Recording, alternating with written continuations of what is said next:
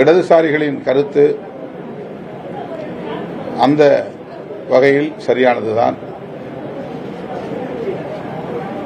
நாங்களும் அமைச்சரவையில் இடம்பெற்றிருந்தாலும் கூட இதுவரையில் கூட்டணி நிலைப்பாடு குறித்து எந்த முடிவையும் எடுக்கவில்லை.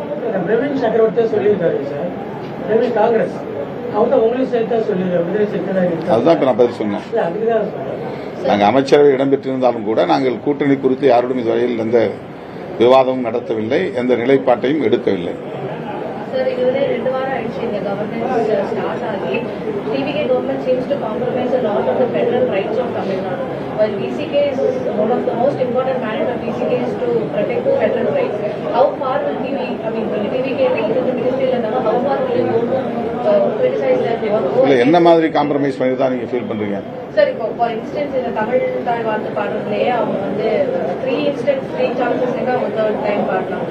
அண்ட் நேற்று நீட் ஆர்குமெண்ட்ல வந்து ஸ்டேட் ரெப்ரசென்ட் பண்ண லாயர்ஸ் வந்து அதை ப்ராப்பரா பிரசன்ட் பண்றாங்க. ஆளுநர் பங்கேற்கிற நிகழ்ச்சியில் இந்திய அரசின் வழிகாட்டுதலின்படி அதை கடைபிடிப்பது தவிர்க்க முடியாதது என்பதை தாவேகா தரப்பில் தெளிவுபடுத்தியிருக்கிறார்கள். முதலமைச்சர் மற்றும் ஆளுநர் இல்லாமல் முதலமைச்சர் மற்றும் அமைச்சர்கள் பங்கேற்கிற நிகழ்ச்சிகளில் தமிழ்த்தாய் வாழ்த்துக்கு முன்னுரிமை அளிக்கப்படும், முதலிடம் வழங்கப்படும்.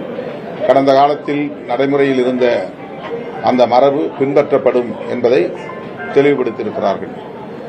இந்தியா முழுக்க எல்லா மாநிலங்களிலும்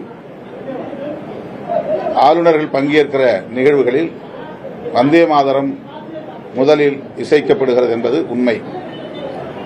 ஆகவே அதை ஆளுநர் பின்பற்ற விரும்புகிறார் என்கிற நிலையில் முதலமைச்சர் மற்றும் அமைச்சர்கள்